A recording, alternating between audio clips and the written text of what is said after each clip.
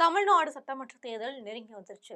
இன்னும் 2 மாதங்கள்ல தேர்தல் நடைபெற இருக்கும் சூழ்நிலையில பல்வேறு விஐபி தொகுதிகள் போட்டியிட போவது யார் என்ற எதிர்பார்ப்பு அந்தந்த தொகுதி மத்தியில நிலவி வருது.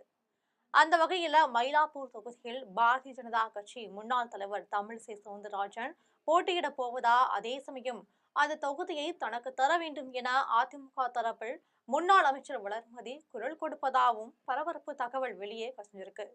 இது பற்றி ஜம் தொலைக்காட்சி வழங்கும் சிறப்பு செய்தி தொகுப்பை பார்க்கலாம்.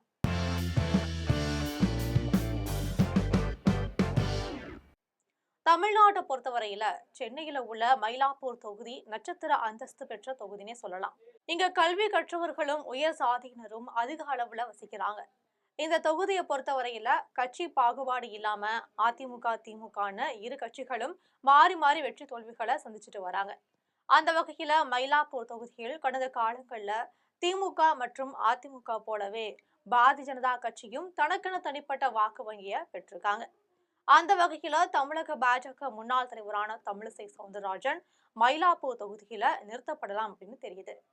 தமிழிசை சவுந்தரராஜனை பொறுத்தவரையில் சென்னையில் ஏதாவது ஒரு தொகுதியை தரணும் அப்படின்னு கேட்டு இருக்காங்க. ஆனா அதே சமயத்துல விருகம்பாக்கம் தொகுதியை பொறுத்தவரையில அதிமுகவுக்கு அதிக செல்வாக்கு இருக்கு. அதே சமயம் வேளச்சேரி பாஜகவை பொறுத்தவரையில் உள்கட்சி பூசல்கள் இருக்கு. இதனால இந்த 2 தொகுதிகளுமே இல்லாம மயிலாப்பூர் தொகுதியில அவர் போட்டியிடலாம் அப்படின்னு முடிவெடுக்கப்பட்டிருக்கு. இது தொடர்பா அதிமுக தரப்பில் பாஜக பேச்சுவார்த்தை நடத்திட்டு வராங்க. ஆனா அதே சமயம் மயிலாப்பூர் தொகுதிய பாரதிய ஜனதா கட்சிக்கு விட்டு தர அதிமுகவுக்கு மனமில்லைன்னே சொல்லப்படுது.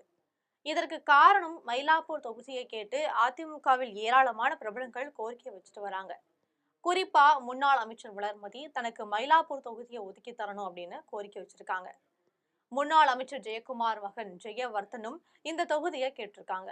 இதுக்கு மேலுமே அதிமுக முக்கிய நிர்வாகியான நிர்மலா பெரியசாமி, முன்னாள் அமைச்சர் வைகை செல்வன், மாவட்ட செயலாளர் அசோக்னு பலருமே மயிலாப்பூர் தொகுதியை போட்டியிட விருப்பம் தெரிவிக்கிறாங்க. இந்த நிலையில தமிழிசை சவுந்தரராஜனுக்கு மயிலாப்பூர் தொகுதியை ஒதுக்கி தர முடியாது அப்படின்னு அதிமுக தரப்புல சொல்லப்பட்டிருக்கு. மாறா தென் மாவட்டங்கள்ல அவர் ஏதாவது ஒரு தொகுதிகளை நீங்க நிறுத்தி கொள்ளலாம்னு அதிமுக தரப்புல கருத்து தெரிவிச்சுட்டு வராங்க. இதனால இது தொடர்பா அதிமுக பாஜக இடையே குழப்பம் நிலவி வருது என்பது முக்கிய செய்தியாக இருக்கு. இதற்கு இடையில கமலஹாசன் தலைமையிலான மக்கள் நீதி மைய கட்சியும் மயிலாப்பூர் தொகுதியை குறி வச்சிருக்காங்க. இதற்கு காரணம் மக்கள் நீதி மைய கட்சிக்கு மயிலாப்பூர் தொகுதியில தனிப்பட்ட செல்வாக்கு இருக்கு. இதனால மயிலாப்பூர் தொகுதியை பொறுத்தவரையில் மக்கள் நீதி மைய கட்சி சார்பா முக்கிய விஐபி ஒருவர் போட்டியிடுவார்னு தெரியுது. இது போன்ற அரசியல் செய்திகளை தெரிந்து கொள்ள ஜெம் தொலைக்காட்சியுடன் எப்போதும் இணைப்பில் இருங்கள்.